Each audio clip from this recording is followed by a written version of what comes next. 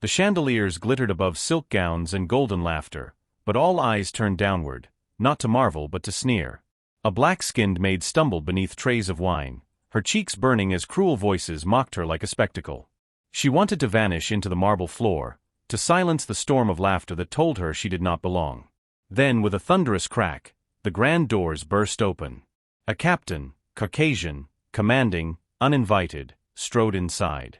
His boots silenced the music, his gaze cut through the cruelty, and in that single heartbeat, the wedding turned from mockery to destiny. Hello family, if you're ready for the full story, make sure you hit subscribe, and tell me in the comments where in the world you're watching from. Tomorrow, I've got another story that will blow your mind, and trust me, you don't want to miss it. Now let's dive in. The tray in her hands trembled slightly as she wove through the crowd, balancing crystal glasses of ruby-colored wine.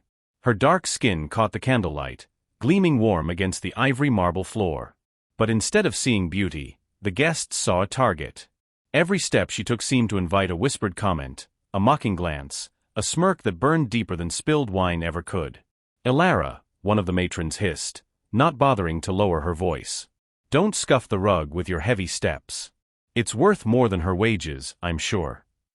A ripple of chuckles followed. Elara dipped her head, pretending she hadn't heard. Pretending, too, that her throat wasn't tight with humiliation. She had worked weddings before, dozens even, but this one was different. This was the grandest, loudest, cruelest yet. The bride shimmered in a gown of pearls, her golden hair piled high like a crown. At her side, the groom wore his arrogance like armor, smirking as if he owned the hall, the people, even the air itself. When his eyes caught Elara's, they narrowed with the same sharpness he used to appraise a horse at auction. "Careful," he said loudly, waving his arm as if batting away a fly. "If she spills, someone might mistake her for part of the entertainment." The hall roared with laughter. Elara's hands tightened around the tray until her knuckles blanched pale against her dark skin. She inhaled deeply, steadying herself. She could not break, not here, not now. She was used to being invisible, but sometimes invisibility was kinder than being seen. Far away, across the fields that stretched from the estate to the sea, another figure moved with a very different kind of weight. Captain Adrian Whitlock guided his horse down the narrow path toward the village, his uniform coat buttoned tight against the crisp evening air. The white and blue fabric bore medals, reminders of a dozen battles fought and survived. Men saluted when he passed. Children ran behind his horse, giggling. He was respected, even revered, but inside, he felt the hollowness of silence. Glory, he had learned, was a lonely bedfellow. At the inn earlier that afternoon, he had heard whispers of the wedding at Lord Everleigh's estate. The finest celebration in years, they had called it. Music, wine, and wealth poured out in excess. But beneath the praises, Adrian caught tones of disdain, muttered comments about cruelty, a maid mocked, laughter at her expense. He didn't know why it bothered him. He had seen worse, men brutalized on battlefields, children orphaned, women starving. Yet something about the sneer in the villagers' voices tugged at him. As if there was a story waiting at the heart of the estate, one that could not be ignored. Adrian had never cared for weddings.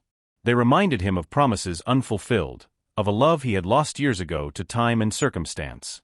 But tonight, he felt an unshakable pull toward Everleigh Hall, as though destiny itself guided his reins. Back in the hall, Elara forced herself to breathe evenly. She had almost made it across the room without incident when a silk-gloved hand shot out, plucking a glass from her tray and tipping it just enough to spill across her apron. "Oh no," the woman gasped in mock concern, her painted lips curving upward. "Wine suits you far better than rags." The laughter was sharper this time, like glass breaking. Elara stood frozen, crimson staining her plain dress, seeping into the fabric as if the hall itself demanded her humiliation be permanent. She swallowed hard, bowing slightly, whispering an apology though none was needed. She wanted to scream, to run, to vanish, but where could she go? The hall was a cage, gilded and cruel. In the corner, a musician faltered on the violin, the sour note briefly silencing the room. Elara glanced toward the doors, her heart pounding for reasons she couldn't name. Something in her chest ached, as though change itself lingered beyond the threshold. And miles away, Captain Whitlock's horse quickened its pace, hooves striking like thunder across the cobblestones.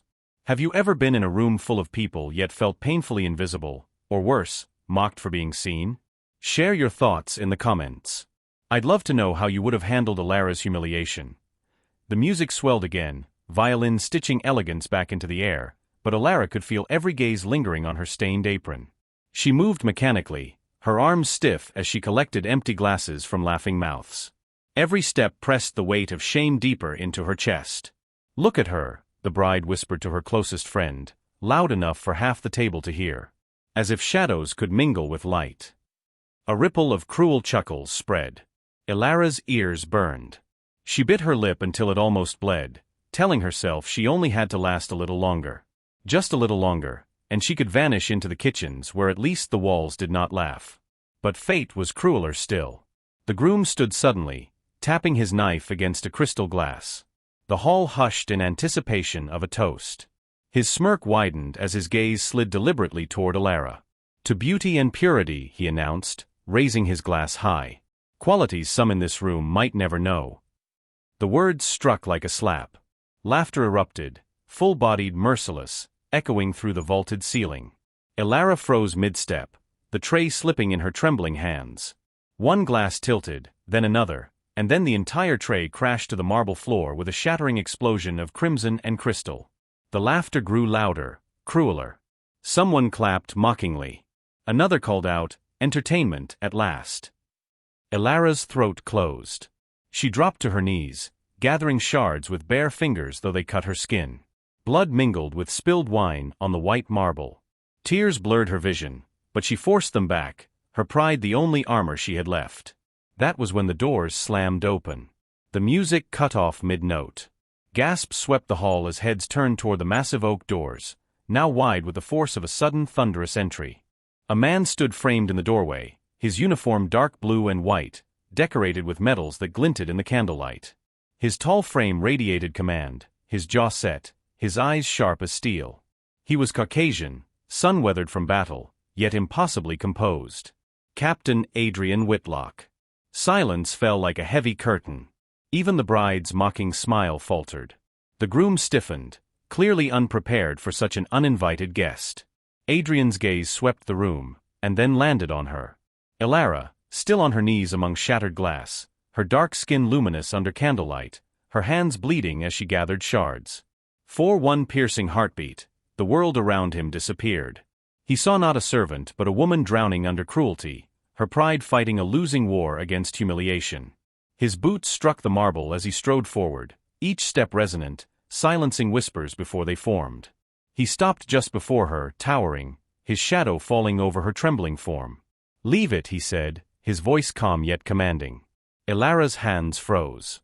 She dared not look up, certain this man would mock her too. But his tone held no cruelty, no scorn.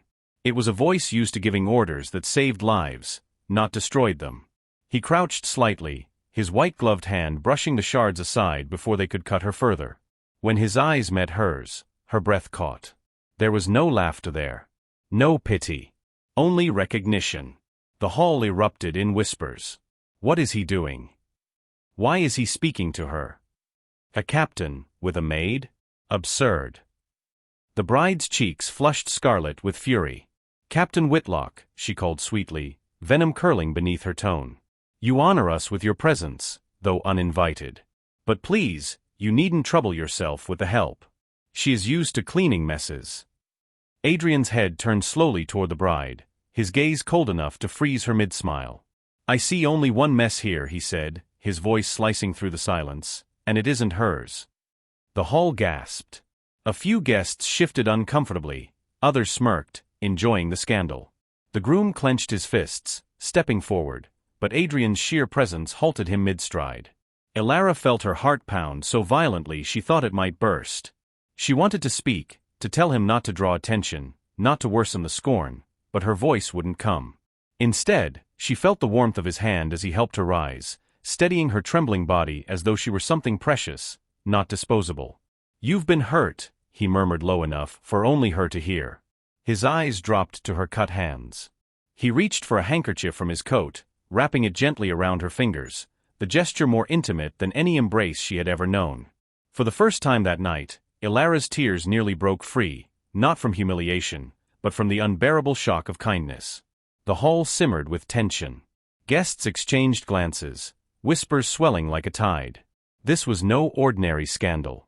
This was a man of power, a war hero, lowering himself to care for a maid. And yet, to Adrian, it did not feel like lowering himself at all. It felt like truth. If you were in Captain Whitlock's place, would you have risked defying the entire room to protect Elara? Or would you have stayed silent like the others? Share your thoughts below. I'm curious how many would choose courage over comfort. The hall did not recover quickly. Even as the music stuttered back into life, the air remained charged with unease, as if Adrian's words had split the evening into before and after. Guests whispered behind lace fans and polished boots, their gazes darting between the captain and the maid he had lifted from the floor. Elara's hands trembled beneath the handkerchief Adrian had wrapped around her cuts. She wanted to yank them free, to run back to the safety of the kitchens, to vanish into obscurity before the entire hall erupted against her. Instead, she stood frozen beside him, her pulse a frantic drum in her ears. "Thank you, sir," she whispered, her voice barely audible. "But please, you shouldn't." Adrian leaned, just enough for only she could hear. "Shouldn't what?" "Treat you as human." The simple words pierced deeper than cruelty ever had. She turned her face away, unable to hold his gaze. His kindness felt unbearable, a spotlight too bright for someone who had lived in shadows. The bride's laughter rang out again, brittle and forced. "How gallant," she drawled, her hand tightening possessively around her groom's arm. "Our honored captain rescues the help." The groom barked a laugh, though tension stiffened his jaw. "Tell me, Whitlock, do you make a habit of defending clumsy servants at noble weddings? Or is this one special?" The mockery hung heavy in the air. Adrian's eyes narrowed, but before he could answer, Elara spoke, her voice tight and rushed. "Please, sir, don't trouble yourself. I'll go. I'll fetch another tray." She pulled her hands back, clutching her apron to hide the blood seeping through the handkerchief. Without waiting for permission, she lowered her head and darted toward the servants' corridor. The doors swallowed her quickly, leaving behind a silence that was somehow louder than any music. Adrian watched her go, jaw clenched. He could still see the humiliation etched on her face, the way she folded into herself as though trying to disappear. Everything in him bristled against it. Yet chasing her in front of this crowd would turn whispers into daggers. He forced himself to remain still, though his every instinct screamed to follow. The kitchen smelled of roasted meats and fresh bread, the air hot and humid. Elara pressed her back to the wall, sliding to the floor as her chest heaved with suppressed sobs. Her hands stung where glass had cut her, but the greater wound was deeper, invisible. Why had he done it? Why had the captain, of all people, noticed her? His defense had only painted a brighter target on her back. She could already hear the whispers spreading through the estate, the maid who caught a captain's eye. Her co-workers shot her curious glances, but said nothing, used to her silence. She washed her hands quickly in a basin, scrubbing until the cuts burned. When the water ran red, she hid them beneath her apron and forced herself back to her feet. The only safety she had ever known was in working harder, faster, quieter. Meanwhile, Adrian lingered near the edge of the hall, ignoring the bride's barbs and the groom's thinly veiled hostility. He accepted no drink, no conversation. His thoughts were consumed by the maid whose eyes had spoken of a life he could not ignore. Eventually, the walls of the hall pressed too tightly around him. He stepped outside into the cool night, his boots echoing on the stone terrace. The sea wind brushed against his face, carrying salt and freedom. Yet even here, away from the suffocating stairs, he saw her in his mind, kneeling among shards of glass, her dignity bleeding from every cut. Why had it unsettled him so? He had faced cannon fire and enemy charges without flinching. But one woman's humiliation in a gilded hall had shaken him to his core. Their paths cross. Again later that night. Elara carried a tray of empty platters through the side corridor, head bowed. The corridor was dim, lit only by sconces, but she froze when she saw him standing at the far end, leaning against the wall as though he had been waiting. Her heart stuttered. She glanced around, no witnesses. Relief and fear mingled in her chest. She tried to slip past him with a quick curtsy. "Captain," she murmured, keeping her eyes low. But his voice halted her. "Elara, isn't it?" Her eyes shot up, startled. Very few ever bothered to remember her name. She swallowed hard. "Yes, sir." Forgive me for... For what? His tone sharpened. For being humiliated by a pack of wolves? Or for bleeding while they laughed? Her throat tightened. For drawing your attention. It wasn't my place. They'll talk now because of you. They were already talking, he said firmly. I only gave them a reason to face themselves. Elara shook her head, clutching the tray tighter. You don't understand. Their cruelty is the price I pay for survival.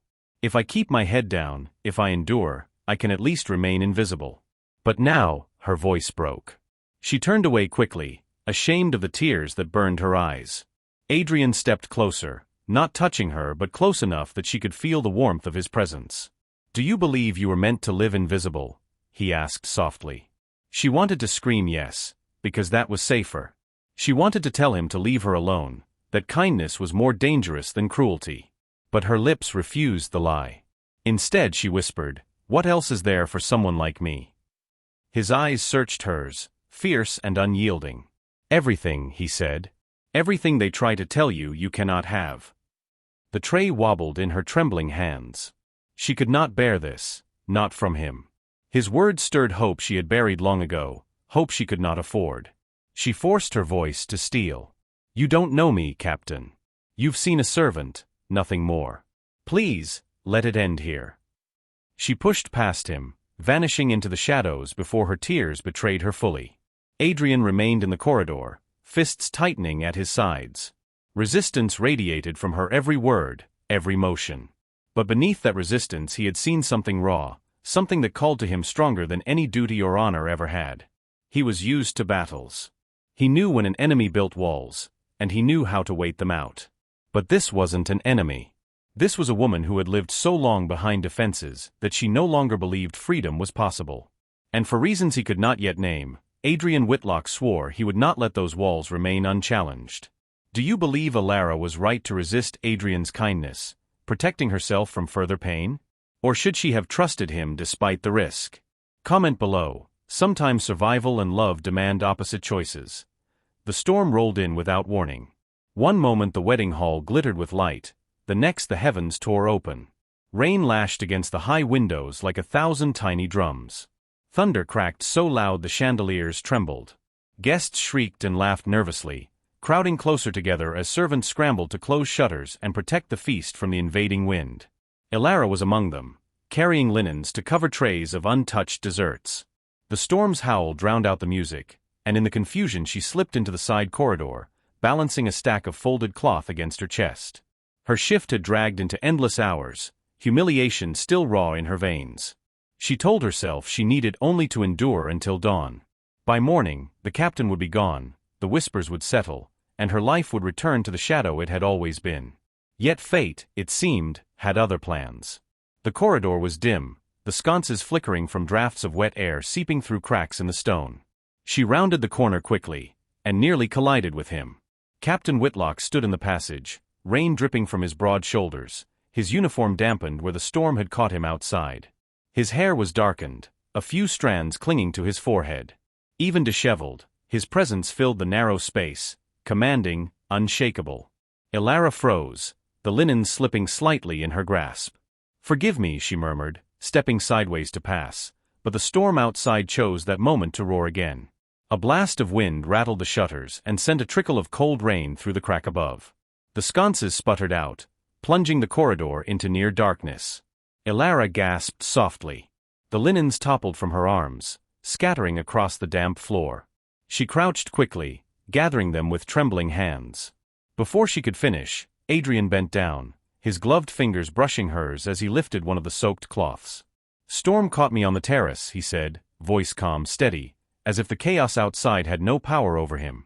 Elara's chest tightened. She clutched the linens to her chest, keeping her eyes on the floor. You should be inside, sir. Among your equals. Not here, in the servants' passages. My equals, he echoed, his tone edged with irony. If arrogance and cruelty are the measures of equality, then I am glad not to belong. Her gaze flickered to his face before she could stop herself. The dim light carved his features into sharp planes, tired eyes, strong jaw, a mouth that carried both firmness and compassion. He was not smiling. He was simply watching her, as though she were the only person in the estate worth seeing. Elara's throat tightened. "You shouldn't look at me like that," she whispered. "Like what?" "Like I'm not what they say I am." His jaw clenched. "Because you aren't." She turned away sharply, hugging the linens as if they could shield her. "You don't understand. You see me for a moment, and perhaps you believe your words. But once the storm passes, once you return to your world, you'll forget. I'll still be here, a maid, a shadow to be mocked." The words spilled faster than she intended, raw and trembling. She pressed her lips shut, ashamed of her outburst. Adrian took a step closer, his voice low but unyielding. "Do you think I don't know what it is to be trapped by what the world demands of you? I fought battles not just with cannons and swords, but with men who judge worth by titles and bloodlines. Do you think their laughter hasn't cut me too?" Elara looked at him, startled. He was a captain decorated, respected. How could he claim wounds like hers? But his eyes told her he was speaking truth, not pity. Lightning flashed through a high window, illuminating the narrow corridor in white fire for a single heartbeat. In that moment, Elara saw him clearly, wet, weary, yet utterly steadfast. And he saw her, her dark skin glowing against the storm's light, her dignity trembling but unbroken. The thunder that followed shook the walls, and suddenly the shutters burst open. Rain poured through the gap, soaking the scattered linens at their feet. Adrian moved without thought, bracing the shutter with his shoulder. "Help me," he said. Instinct overrode hesitation.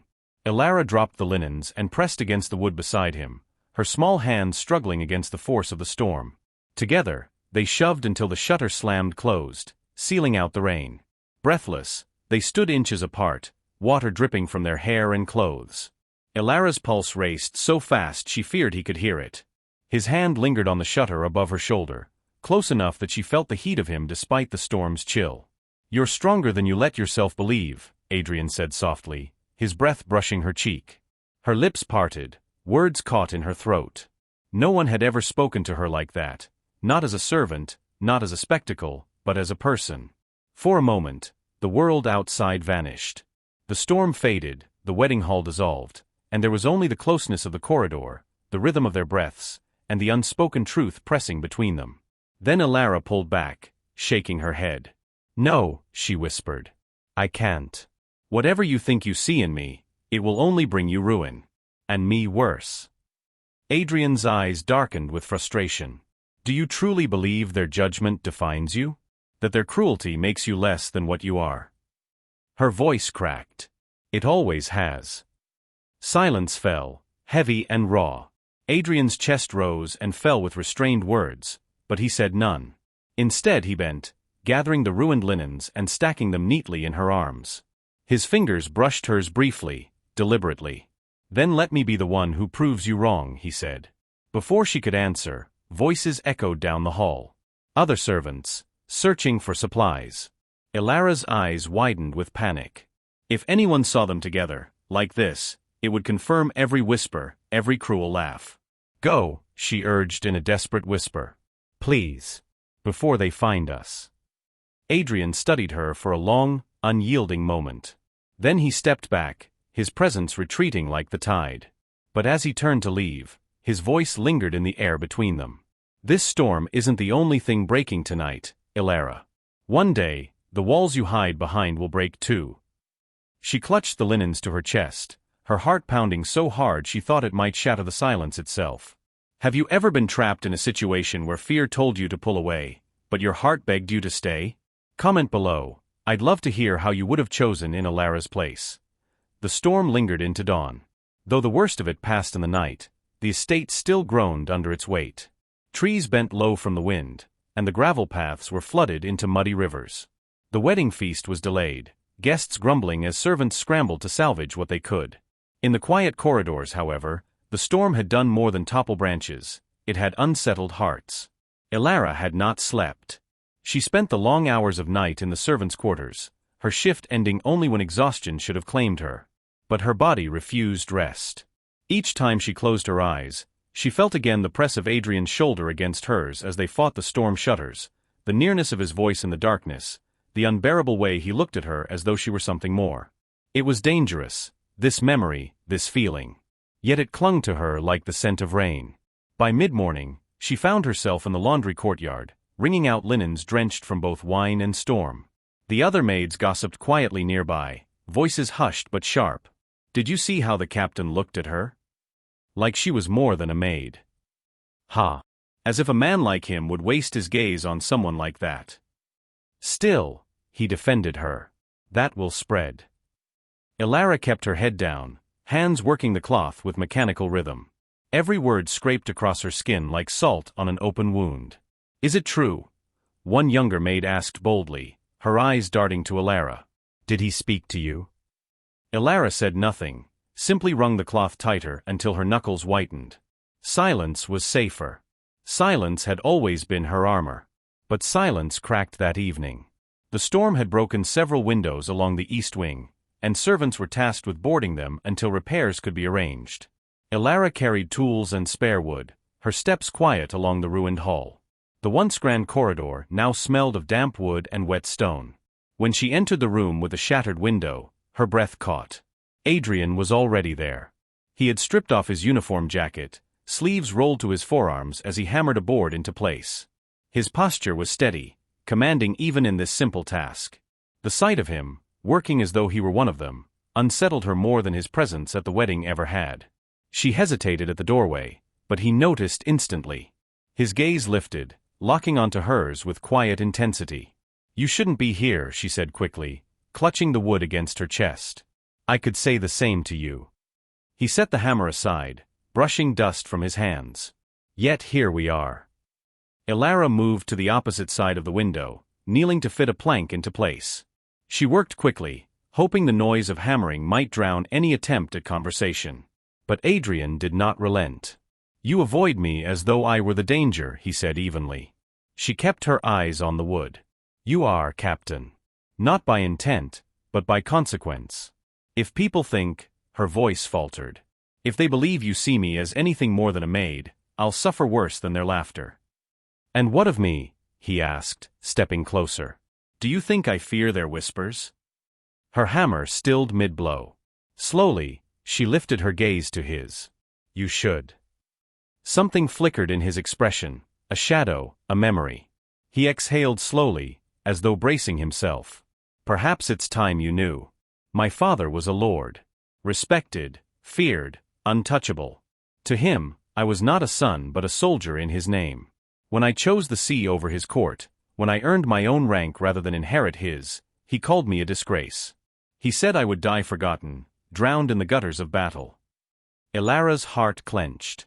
She had not expected such openness. I thought I wanted freedom, Adrian continued, his voice quieter now. But the truth? I've carried his words like chains for years. Even victory tastes bitter when you believe you are unworthy of it. Elara swallowed hard, her throat tight. She had never imagined a man like him could know rejection, shame, or the weight of cruel voices. Yet here he was, peeling back the armor of his uniform to reveal wounds not unlike her own. Her hands trembled against the plank. She looked away, but words slipped from her lips before she could stop them. When I was a girl, they called me names before they gave me tasks. They said my skin was dirt, that I would never be more than the dust I cleaned from their boots. My mother told me to keep my head down, that survival was better than pride. And so I did. I learned silence. I learned to disappear. The hammer fell from her hand, clattering against the stone floor. But sometimes, her voice cracked. Sometimes I dream of more. And then I hate myself for it. Her confession hung heavy between them, fragile as glass. She dared not look at him, terrified of pity. But Adrian did not offer pity.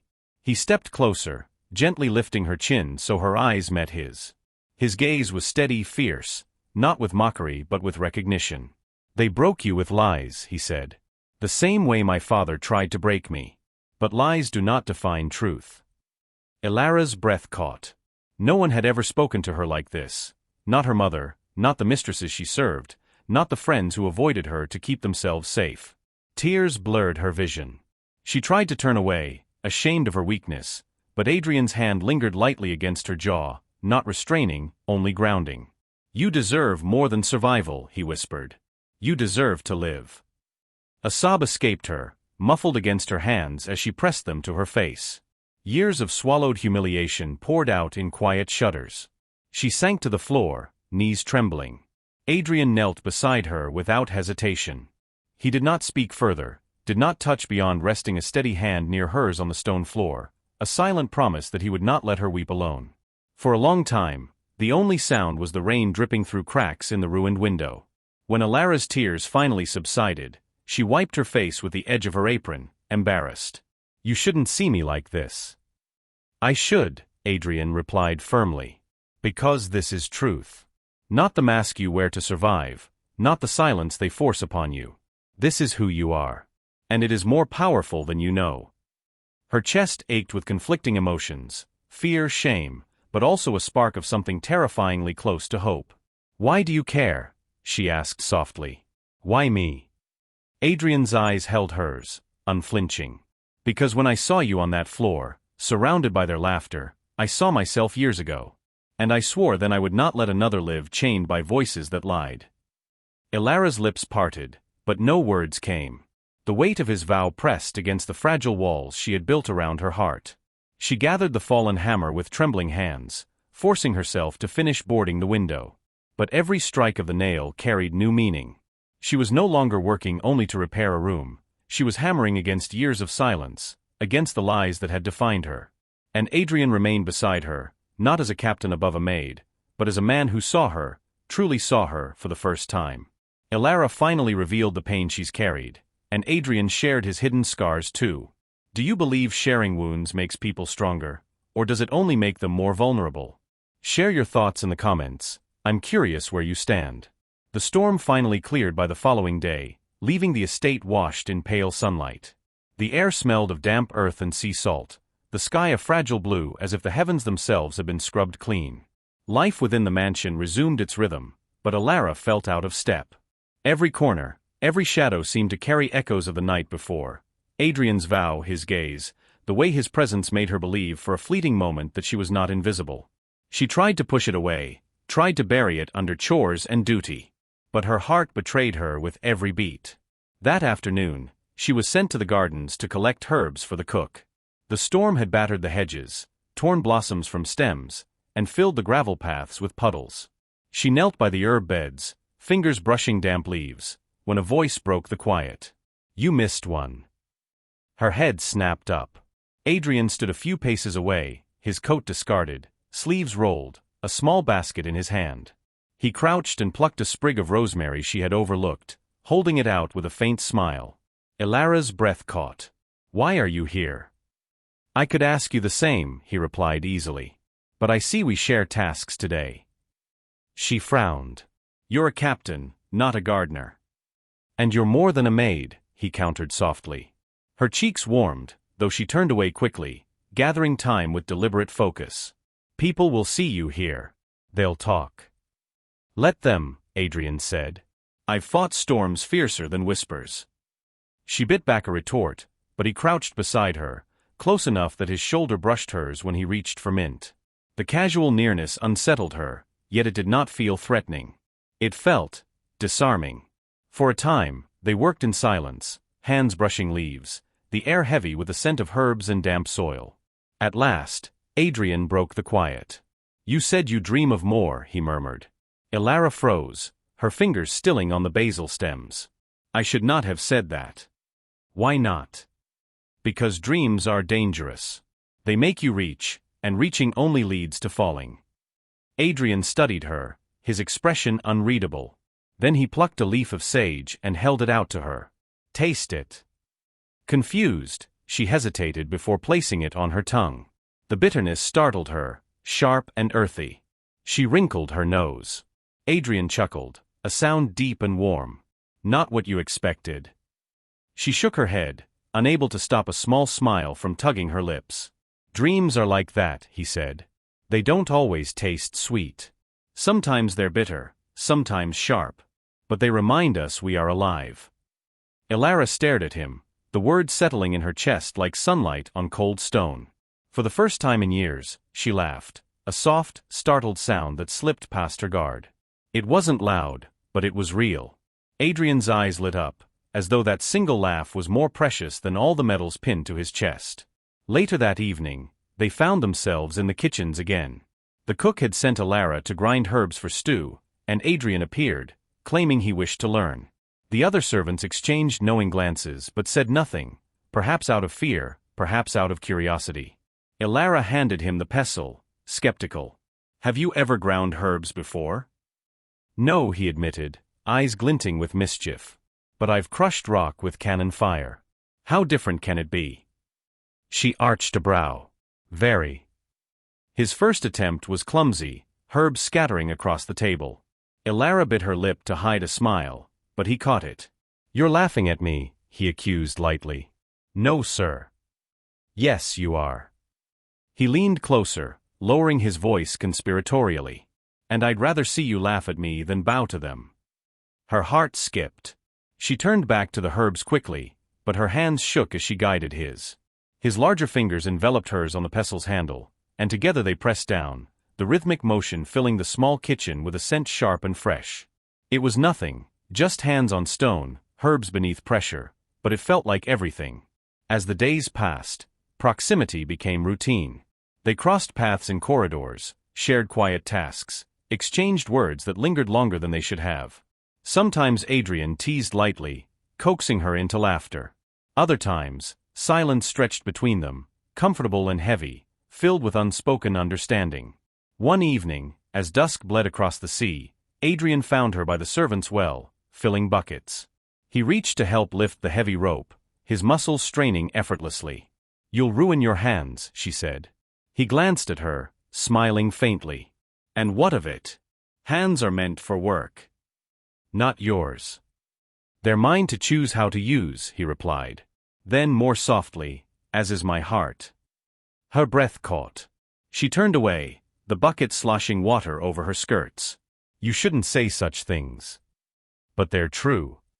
The silence that followed trembled with possibility. One night, in the quiet of the East Wing, Elara lingered after finishing chores. Adrian entered unexpectedly, carrying a lantern. "You're still here," he said. She nodded. The shutters needed checking.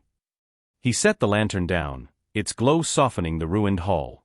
For a long moment, they simply looked at one another, two lives drawn together by storms, by wounds, by a defiance neither had planned. Adrian broke the silence first. "Elara, I know you fear what this means. But hear me, you are not invisible. Not to me. Not anymore." Her chest ached, her eyes stinging. "And what happens when you leave? When duty calls you back to the sea, and I remain here? Will I still not be invisible then?" Adrian stepped closer, his voice low but certain. "Then I will carry your laughter with me. Your strength. Your truth. And when I return, it will be for you." Tears welled in her eyes. She wanted to believe, wanted to let herself fall into the warmth of his vow. But the wall she had lived behind all her life trembled still. "Don't promise what you cannot keep," she whispered. He held her gaze, unwavering. "I've kept promises to men who wanted me dead. Do you think I'd break one to the woman who's teaching me to live?" Her breath shuddered, breaking the silence. For a fleeting heartbeat, she allowed herself to lean into the truth of his words, the fragile, forbidden comfort of being seen. Adrian slowly melts Elara's defenses with laughter, kindness, and truth, while she resists yet begins to hope. Do you believe love is built more on shared laughter or shared pain? Leave a comment. I'd love to know your view. The mansion prepared for the second ceremony. The storm had delayed it, but the wealthy rarely let nature steal their splendor. Gold draperies were rehung, wine flowed again, and laughter returned, brittle but determined. To the guests, the storm was already a story to embellish. To Elara, however, the storm still lived inside her. She had spent the morning avoiding Adrian's gaze, though her heart betrayed her with every beat. His words from the night before still echoed, "I've kept promises to men who wanted me dead. Do you think I'd break one to the woman who's teaching me to live?" She wanted to believe. She longed to. But longing was dangerous, and danger was death in her world. That afternoon, she was ordered to deliver fresh linens to the bridal chambers. The corridor upstairs smelled of roses and powder, thick with the perfume of wealth. As she entered the room, she froze. Adrian was there. He stood near the window, speaking quietly with the groom. The groom's voice carried, mocking. You made quite the spectacle the other night, Whitlock. Defending a maid? People are laughing still. Do you know what they say? That you've taken a liking to her. A black-skinned servant girl. Imagine the scandal. Elara's chest tightened, heat rushing to her face. She wanted to flee, but the door clicked behind her as another servant shut it, leaving her inside with them. She clutched the linens like a shield, praying they would not notice her. Adrian's reply was firm. I don't care for their laughter. I care for truth. The groom barked a laugh. Truth? Be careful. Play with fire like that, and you'll burn. That girl is dirt beneath these floors. Do you mean to throw away your standing for her? Elara flinched. Adrian stepped closer to the groom, his voice dropping into steel. I'd throw away far more than standing if it meant exposing the cruelty that poisons this house. The word sent a shock through Elara, but before hope could bloom, the bride entered. She swept across the chamber like a blade of silk, her smile sharp. Ah, our gallant captain. Still chasing shadows, I see. Or perhaps chasing a servant's skirts. Her gaze landed on Elara, cold and merciless. Speak of the devil. Here she is. Adrian turned, his expression softening when he saw Elara. But the bride's next words shattered the moment. Do you think she cares for you, Captain? She endures you because she must. That's what maids do. They bow, they obey, they endure. Or perhaps she is cleverer than she looks, using your pity to climb beyond her place. Which is it, girl? Are you a victim or a temptress? The room spun. Elara's hands trembled so violently the linens fell, scattering like snow across the carpet. All eyes turned to her. Adrian opened his mouth, but Elara spoke first, desperation bursting from her chest. It isn't like that, she cried. I never asked for. Her voice broke. The bride's laughter cut her down. Look at her panic. You see? She plays the innocent now, but what does she whisper when alone with you, Captain? What does she promise to earn your protection? Elara's vision blurred. The humiliation was unbearable, worse than the spilled wine, worse than laughter in the hall. This time, it was not whispers behind fans. It was accusation in open air, dagger-sharp. She couldn't breathe. She turned to Adrian, pleading silently for him to end it. To tell them she was not what they said. To save her from this fire. But Adrian's jaw was clenched, his silence stretched too long. His fury was not at her, but in that moment, it didn't matter. The room read his pause as doubt. The bride's smile widened. See? Even he hesitates. That single sentence broke Elara's heart. Tears spilled hot down her cheeks as she stumbled backward, her voice choked. You shouldn't have defended me. I told you, it only makes things worse. Adrian reached for her, his eyes blazing. Elara, wait. But she fled, fleeing the chamber, the corridor, the laughter that chased her like hounds. She ran until her legs burned, down the servants' stairs, into the laundry where steam blurred the air. She collapsed against a wall, sobs tearing from her chest. How could she have been so foolish? To laugh with him in the gardens, to let him touch her hands, to believe even for a moment that she could be seen. It had been a cruel trick of the storm, nothing more. They were right, she thought bitterly. She was nothing but a maid. A black-skinned girl who belonged in the shadows. And now, because she had let herself hope, she would pay. Adrian searched for her, but the mansion swallowed her easily. Servants avoided his gaze, whispers followed his steps. He returned to his chambers, fists clenched. He had wanted to defend her, to shout down the lies, but fury had rooted him. His silence, his hesitation, had wounded her worse than any insult could. He paced, torn between rage at the bride and groom and shame at himself. He had faced cannons without fear, but one moment of cruelty had stolen his voice. And in that silence, he had failed her. Night fell heavy. Elara remained in her quarters, curled beneath a thin blanket, her body aching with exhaustion. She replayed the chamber again and again, his pause, the bride's laugh, the cruel words that had cut her open. She told herself it was over. Whatever bond had sparked was shattered. She would bury it as she had buried all dreams before. She would survive. Survival was enough. But in the deepest part of her heart, beneath layers of silence and shame, a single truth bled: she had wanted him to fight for her. And he hadn't. Meanwhile, Adrian stood at the terrace, the sea dark beneath the moonlight. His hands gripped the railing until his knuckles whitened. He whispered into the night, a vow to no one and to himself: I will not let this end in silence. But for Elara, it already had. Elara feels betrayed by Adrian's silence, even though his heart raged for her. Do you think his hesitation was unforgivable, or could you find it in your heart to understand him? Share your thoughts. I want to know what forgiveness means to you. The mansion hummed with celebration again, but for Elara it was nothing but muffled echoes through stone walls. In the servants' quarters, she sat alone on her narrow cot, knees drawn to her chest. The thin blanket draped over her shoulders did little against the chill that had seeped into her bones. Hours had passed since the chamber, since the bride's cruel words, since Adrian's damning silence, but her heart had not loosened its grip on the memory. She replayed it endlessly, his eyes flashing with fury, his mouth parting as though to defend her, and then, nothing. That pause had destroyed her. Silence was worse than insult.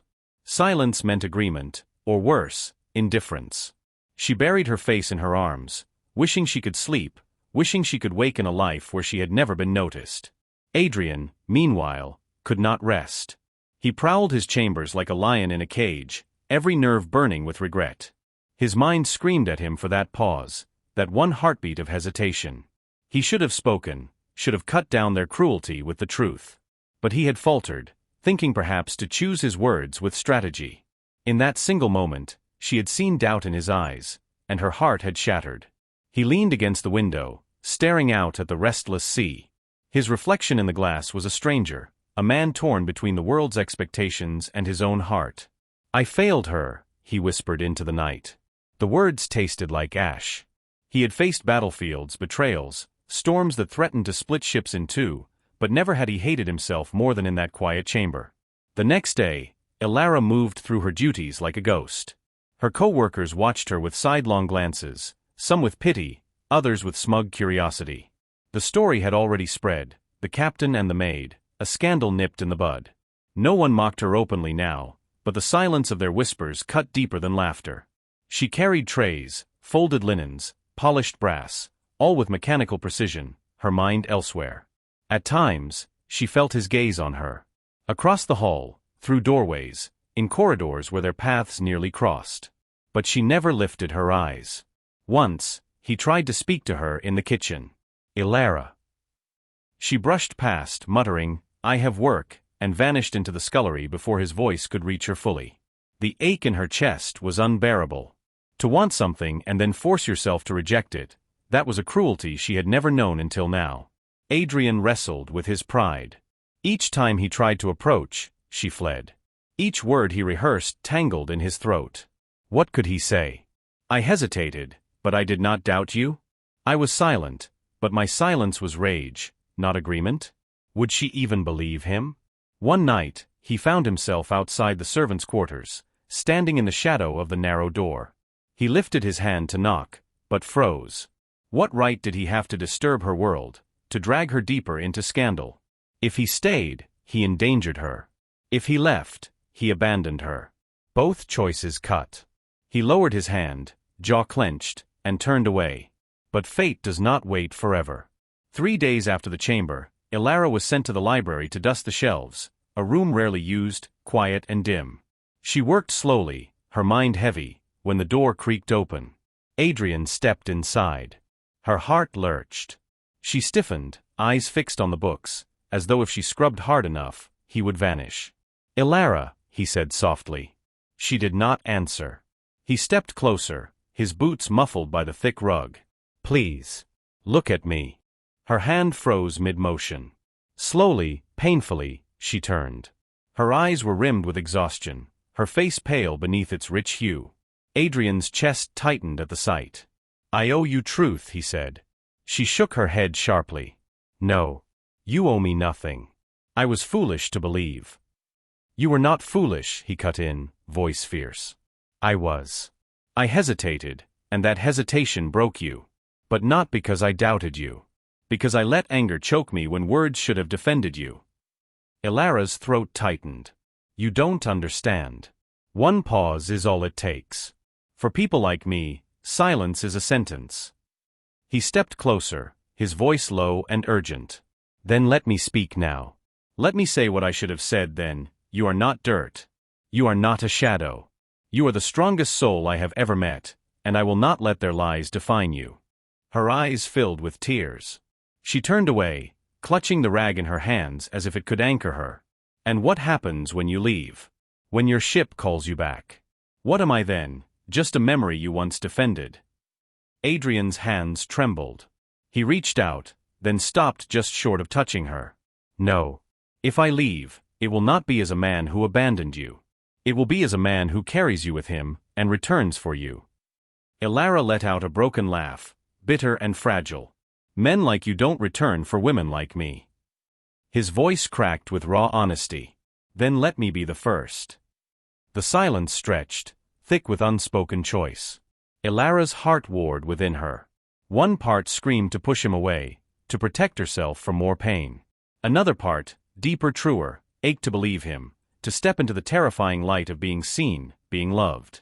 She closed her eyes. Survival or hope? Silence or truth? Her lips parted, trembling. I don't know if I can believe you. Adrian's voice softened, breaking. Then let me prove it. Not with words, but with every action from this day forward. Give me that chance, Elara. Just one. Her tears spilled freely now, tracing paths down her cheeks. She turned slowly, meeting his eyes at last. The storm that had lived inside her for years clashed with the fragile dawn he offered. And in that fragile moment she chose, not fully, not without fear but enough. She whispered, one chance. Adrian exhaled, his shoulders sagging with relief, as though those two words had freed him from chains. He did not embrace her, did not push further. He only bowed his head slightly, respect shining in his eyes. Then I will not waste it. That night, Elara lay awake, staring at the ceiling of her narrow room. The world had not changed. She was still a maid, still mocked, still bound by walls of class and color. But something inside her had shifted. For the first time, she had not chosen silence. She had not chosen fear. She had chosen to let someone in. And that choice, fragile as it was, felt like the first step toward freedom. Elara chose to give Adrian one fragile chance, despite her fear. Would you have done the same in her place, or would you have protected yourself and walked away? Share your thoughts. I'd love to hear how you'd choose. The mansion glittered again with splendor. Chandeliers dripped with crystal light, tables groaned under silver platters, and the grand hall echoed with music and laughter. The second ceremony, repaired, rescheduled, and twice as extravagant, was underway. Guests sipped champagne as though nothing had happened days prior. The bride, radiant in her silk gown, moved like a swan among them, her smile sharper than jewels. The groom strutted proudly, boasting of business ventures and titles. To the world, it was a union of wealth and power, a celebration untouched by storms, scandals, or whispers. But in the corners of the hall, servants remembered. And in their silence, the name Elara lingered like a bruise. Elara moved like a shadow among them, balancing trays, her eyes lowered. Yet something was different. Her hands did not tremble now. Her steps were steady. Somewhere deep inside, a fragile spark flickered, the spark of her whispered choice, one chance. Adrian stood near the back, watching everything. His uniform gleamed, but his gaze was fixed not on the bride or groom, not on the parade of wealth, but on her. The music swelled, and the bride lifted her glass. To love everlasting, she declared. Laughter and applause thundered. Adrian's jaw tightened. To love? He thought bitterly. This was no love, it was a transaction dressed in lace. A prison sealed with vows. His gaze flicked to Elara, who lingered at the edge of the hall, tray in hand. She looked like a ghost tethered by duty, yet he knew the fire in her heart. He had seen it, felt it. He could not let her drown here. The ceremony began. The priest's voice droned, weaving words of sanctity that rang hollow beneath the chandeliers. Elara stood near the side, half hidden behind a column, her chest tightening with every phrase. Love. Honor. Devotion. Words she had never been given, words she had been told she did not deserve. Her gaze drifted to Adrian, who stood rigid, eyes locked on the bride and groom. Something about his stance made her heart race, like a man bracing before battle. And then it happened. The priest intoned solemnly, "If any hear no cause why this union should not be made, speak now or forever hold your peace." The hall fell silent, breathless, expectant, and Adrian stepped forward. Gasps rippled through the crowd. The groom's smile faltered. The bride's eyes narrowed. Adrian's voice rang, steady and fierce, "I know cause." The room erupted. Shocked murmurs crashed like waves. The priest stammered, but Adrian raised his hand, silencing the hall. "This union is built not on love, but on cruelty, on vanity, on mockery of those deemed beneath you." His voice cut through the air, sharp as steel. "And I will not stand silent while vows are twisted into chains." The groom barked, "What nonsense is this? You dare interrupt?" "Yes," Adrian thundered. "I dare. Because I have seen truth in this house. Truth mocked, scorned, humiliated, yet stronger than all your gold." His gaze swept the hall, then landed on Elara. Her heart stopped. "Truth," Adrian said, his voice breaking softer now, "in the courage of a woman you call a maid. A woman whose skin you use as excuse to crush her spirit, whose silence you mistake for weakness. But she is stronger than any of you. Stronger than me. She taught me what love truly means." Every eye turned to Elara. Her tray trembled in her hands. Heat flushed her cheeks as whispers hissed like snakes. "The maid? That girl? Impossible." The bride's voice cut sharp. "You would throw away your honor for her?" Adrian turned, unflinching.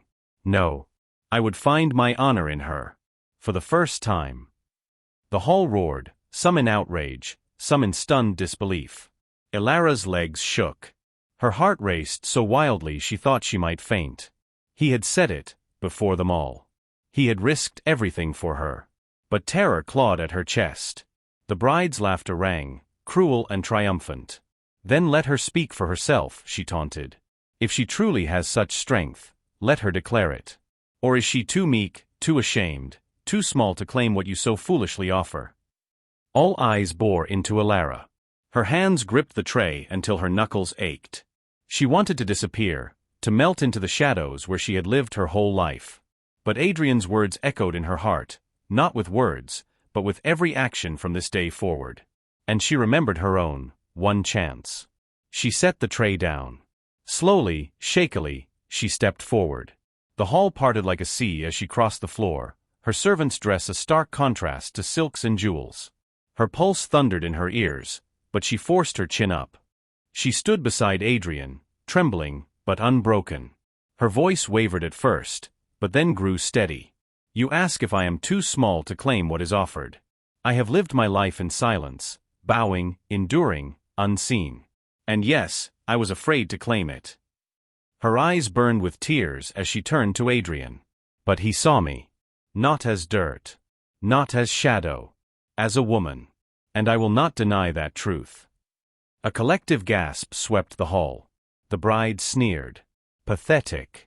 You think his pity is love." Elara's voice sharpened, stronger than she thought possible. "No.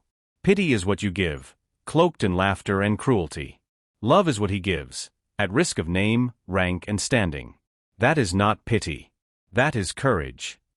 Adrian's chest ached, pride and love flooding him as her words cut sharper than any blade. The groom spat, face red. "This is an outrage. Guards." But Adrian raised his voice again. "If it is an outrage to honor love, then so be it. I will bear that outrage gladly. But I will not let her bear it alone." And then, before the entire hall, he reached for her hand. The moment hung suspended in eternity. Elara's heart trembled. To take his hand meant no turning back. It meant scandal, exile, a life forever marked. But it also meant truth. Freedom. Love.